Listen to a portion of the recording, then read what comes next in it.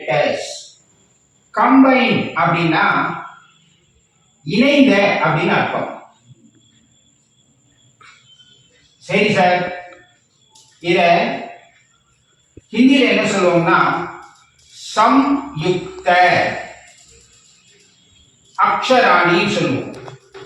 அக்ஷரம் அப்படின்னாலே தமிழ்ல எழுத்துதான். யுக்த இதுவும் தமிழ் வார்த்தை தான், இணைந்த. சரியா?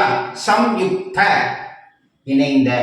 சரி, இது என்னென்ன இருக்கு அப்படின்னா ஃபர்ஸ்ட் லெட்டர் இக்ஷ.